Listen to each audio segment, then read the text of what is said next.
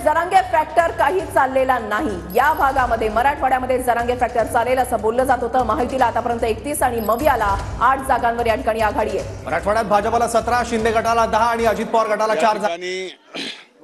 महायुतीचे सर्व नेते, माझे राष्ट्रीय अध्यक्ष आदरणीय दादा, राज्याचे माननीय मुख्यमंत्री एकनाथरावजी शिंदे साहेब, आदरणीय देवेंद्र भाऊ फडणवीस साहेब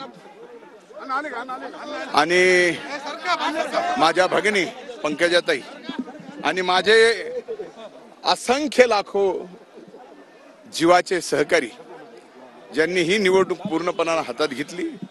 आणि ज्यावेळेस आता पहिल्या 16 फेरीचा आपण निकाल पाहतोय, त्यावेळेस ही निवडणूक माझ्या जिवलग सहकार्यानेच हाती घेतली नव्हती, तर या परळी वैद्यनाथ मतदारसंघातील मायबाप जनतेनेच हाती घेतली होती।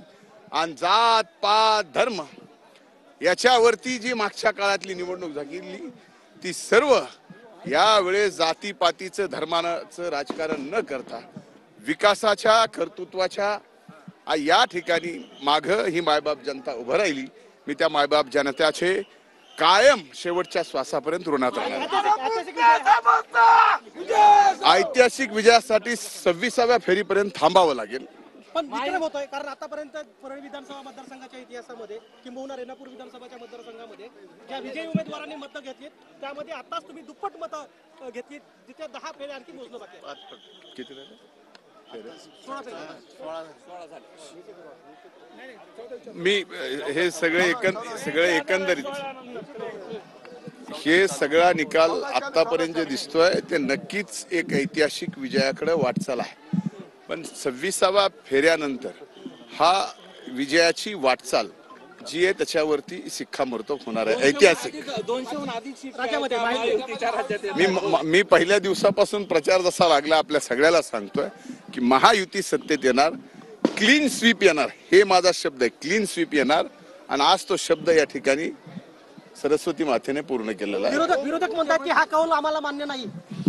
आता हो का, काही जरी केलं तर त्यांना मान्य नाही। आता ही मतमोजणी सुद्धा थांबवा म्हणून हायकोर्टात पिटिशन, मला वाटतं की 288 मतदारसंघात फक्त परळीच आहे की ज्याची मतमोजणी थांबवा म्हणून पिटिशन हायकोर्टात केले।